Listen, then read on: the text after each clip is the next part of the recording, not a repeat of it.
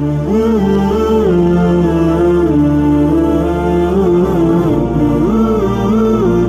اعتکاف کے بہت سارے فائدے ہیں۔ مثلا اعتکاف کرنے والا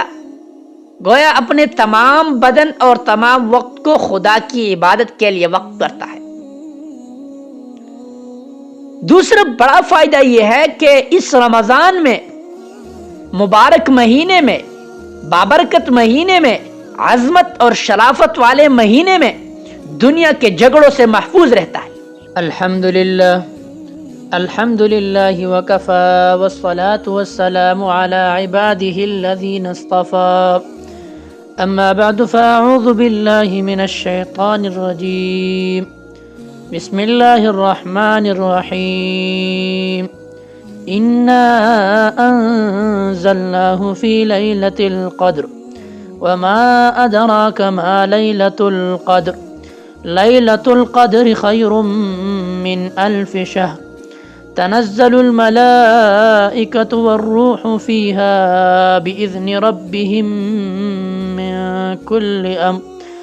سلام ہی حتی مطلع الفجر۔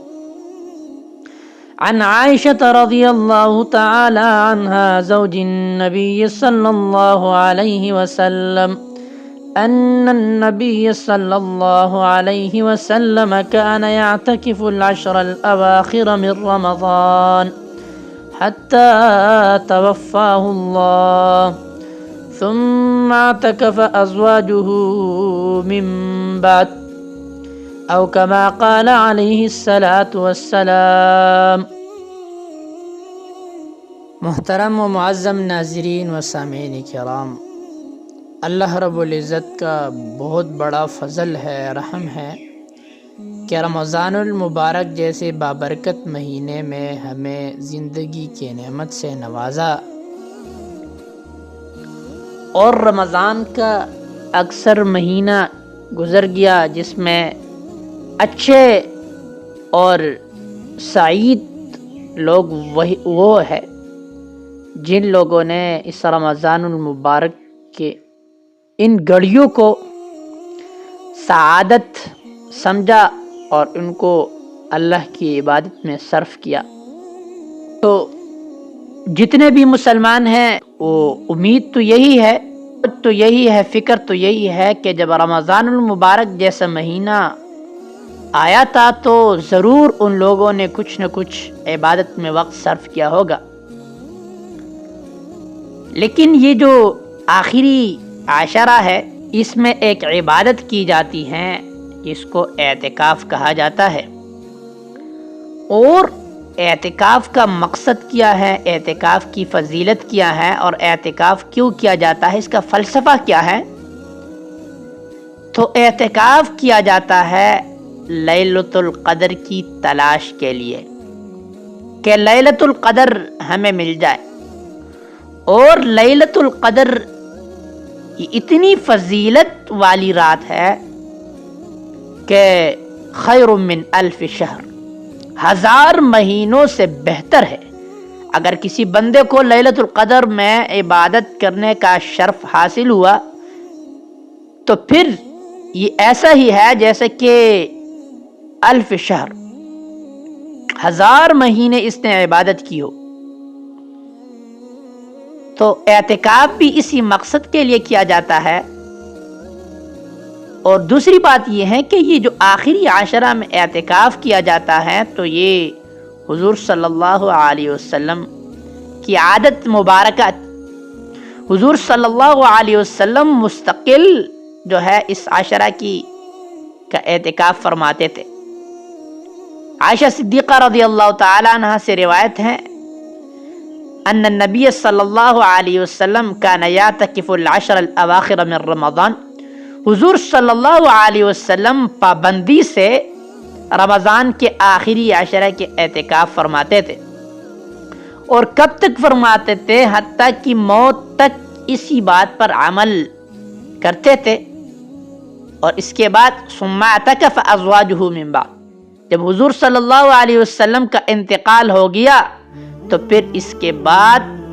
ازواج مطہرات نے اس پر پابندی کی اور وہ اعتکاف فرماتی تھی۔ آپ حضرات کے ذہن میں ایک بات آنی چاہیے، اس بات کو ذہن میں بٹھانا چاہیے کہ احادیث میں یہ بھی آتا ہے کہ آپ صلی اللہ علیہ وسلم نے پورے رمضان کا اعتکاف فرمایا۔ تو آپ صلی اللہ علیہ وسلم نے یقینی طور پر رمضان کے پورے مہینے کا اعتکاف فرمایا ہے، 20 روز کا بھی اعتکاف فرمایا ہے اور 10 روز کا بھی اعتکاف فرمایا ہے۔ 10 روز کا اعتکاف تو آپ ہر سال فرمایا کرتے تھے، لیکن ایک مرتبہ ایک خاص وجہ سے آپ صلی اللہ علیہ وسلم رمضان شریف میں اعتکاف نہ فرما سکے، تو پھر شوال میں 10 دن روزہ رکھ کر اعتکاف فرمایا، اور ایک سال رمضان میں آپ صلی اللہ علیہ وسلم سفر کی وجہ سے اعتکاف نہ فرما سکے، تو اگلے سال رمضان میں 10 دن کے بجائے 20 دن تک کا اعتکاف فرمایا۔ جیسے کہ حدیث میں آتا ہے، سنن ترمذی کی حدیث ہے، ان النبی صلی اللہ علیہ وسلم كان يعتكف العشر الاواخر من رمضان فلم يعتكف عاما فلما كان في العام المقبل اعتكف 20 ليلة، کہ حضور صلی اللہ علیہ وسلم کسی خاص وجہ سے اعتکاف نہ فرما سکے تو پھر آئندہ سال 20 دن تک کا اعتکاف فرمائے۔ یہ بات بھی اس حدیث سے ثابت ہوتی ہے، جب شب قدر کے بارے میں یہ متعین نہیں ہوا تھا کہ وہ عشرہ اخیرہ کی طاق راتوں میں ہوتی ہے، تو اس وقت حضور صلی اللہ علیہ وسلم سے پورے رمضان کا اعتکاف فرمانا بھی ثابت ہے۔ اور حضرت ابو سعید خدری رضی اللہ تعالی عنہ سے روایت ہے کہ ایک مرتبہ آپ صلی اللہ علیہ وسلم نے یکم رمضان سے 20 دن تک اعتکاف کرنے کے بعد فرمایا کہ میں نے شب قدر کی تلاش کے لیے رمضان کے پہلے عشرے کا اعتکاف کیا، پھر درمیانی عشرے کا اعتکاف کیا، پھر مجھے بتایا گیا ہے کہ شب قدر آخری عشرے میں ہے، لہذا تم میں سے جو شخص میرے ساتھ اعتکاف کرنا چاہے تو آخری 10 دنوں کا اعتکاف کر لے۔ وہ حدیث کچھ یوں ہے کہ عن ابی سعید الخدری رضی اللہ تعالی عنہ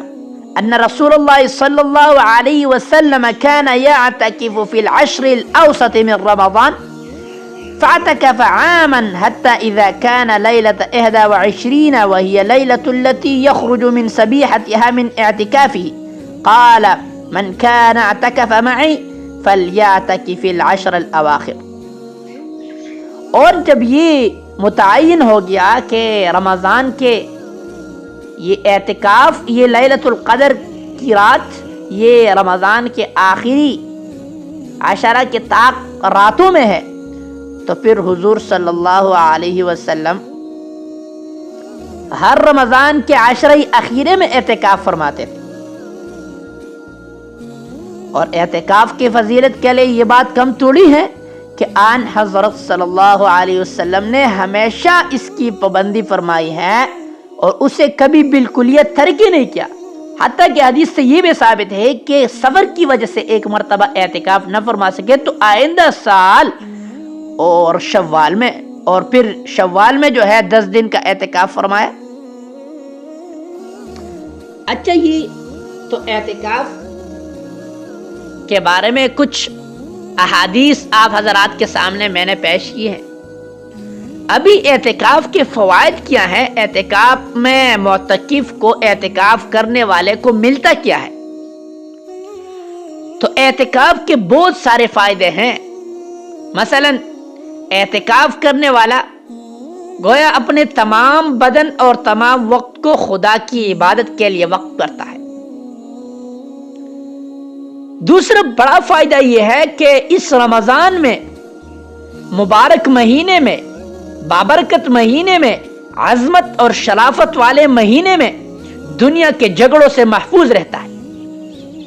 یہ بھی بہت بڑی غنیمت کی بات ہے۔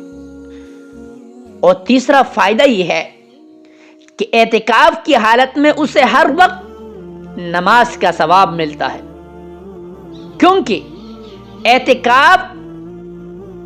معتکف جو ہوتا ہے ہر وقت نماز اور جماعت کے انتظار اور اشتیاق میں بیٹھا رہتا ہے، اور حدیث میں آتا ہے جو بندہ نماز کے انتظار میں بیٹھتا ہے تو اسے نماز کا ثواب ملتا ہے۔ کتنی بڑی غنیمت اور فضیلت کی بات ہے۔ اور چوتھا فائدہ یہ ہے کہ اعتکاف کی حالت میں معتکف فرشتوں کی مشابہت پیدا کرتا ہے کہ ان کی ہر طرح ہر وقت عبادت اور تسبیح اور تقدیس میں رہتا ہے۔ جس طرح فرشتے ہر وقت اللہ کی عبادت کرتے رہتے ہیں، تو اسی طرح یہ انسان، یہ معتکف بھی فرشتوں کی مشابہت اختیار کرتا ہے اور ہر وقت لگا رہتا ہے اللہ کی عبادت اور اللہ کی تقدیس اور تسبیح میں۔ اور ایک فائدہ یہ بھی ہے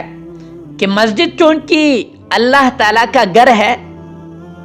اسی لیے حالت اعتکاف میں معتکف اللہ تعالیٰ کا پڑوسی بلکہ اس کے گھر کا مہمان ہوتا ہے۔ اور یہ علامہ سرخسی نے یہ اس کے فوائد المبسوط میں لکھے ہیں۔ یہ 5 بڑے فوائد علامہ سرخسی نے لکھے ہیں۔ اور ایک فائدہ یہ بھی ہے، اعتکاف میں بڑا فائدہ یہ بھی ہے، اگر کوئی بندہ باہر کوئی ثواب کا کام کرتا ہو، باہر کوئی جنازے میں شرکت کرتا ہو، مریض کی عیادت کرتا ہو، یا کوئی اور ثواب کا کام، نیکی کا کام کرتا ہو جو معتکف اعتکاف کی وجہ سے، مسجد میں رہنے کی وجہ سے نہ کر سکتا ہو، تو مفت میں اس کو ثواب مل جاتا ہے۔ حالانکہ اگر وہ باہر ہوتا تو ظاہری بات ہے ہر وقت تو انسان جنازے میں شرکت نہیں کرتا، ہر وقت تو مریض کی عیادت نہیں کرتا، لیکن اگر کوئی بندہ باہر، مسجد سے باہر کسی مریض کی عیادت کرتا ہے تو مفت میں اس کو مسجد میں اعتکاف کی وجہ سے اس کو ثواب مل جاتا ہے۔ بڑی غنیمت کی بات ہے، یہ کتنے فوائد کی بات ہے۔ تو اسی لیے ان راتوں کو غنیمت سمجھیے اور ان راتوں میں اللہ کی عبادت کیجیے، تاکہ اللہ رب العزت آخری عشرہ جو آگ سے نکالنے والا عشرہ ہے، مغفرت کا عشرہ تو گزر چکا ہے، جہنم سے آزادی اور آگ سے آزادی کا عشرہ ہے، تو اس عشرے کو کم از کم غنیمت تو سمجھیے اور اپنے آپ کو پابند کیجیے۔ چند دنوں، چند گھنٹوں کا کام ہے، لیکن جن کے دلوں میں عبادت اور جن کے دلوں میں اللہ کے ساتھ تعلق اور عبادت کا شوق ہوتا ہے، تو 10 دن اور 10 رات اللہ کے راہ میں گزارنا، مسجد میں بیٹھ جانا اور تھوڑی سی تکلیف اور مشقت برداشت کرنا کوئی یہ بڑی بات نہیں ہوتی، یہ بہت چھوٹی سی بات ہے۔ اسی وجہ سے سب حضرات سے عرض یہ ہے کہ سب حضرات اعتکاف میں بیٹھے، اس کا اہتمام کرے، عبادت کرے، دعا کرے، انشاءاللہ تعالی یہ اس دنیا میں بھی غنیمت کی بات ہے، اور آئندہ بھی آخرت کی زندگی اور آئندہ جو 11 مہینے ہیں اس کے لیے انشاءاللہ تعالی یہ ایک سنگ میل ثابت ہوگا کہ اچھی زندگی گزر جائے گی۔ امید ہے اللہ ہم سب کو اس عشرہ اخیرے میں اعتکاف کی توفیق عطا فرمائے۔ وآخر دعوانا ان الحمد للہ رب العالمین۔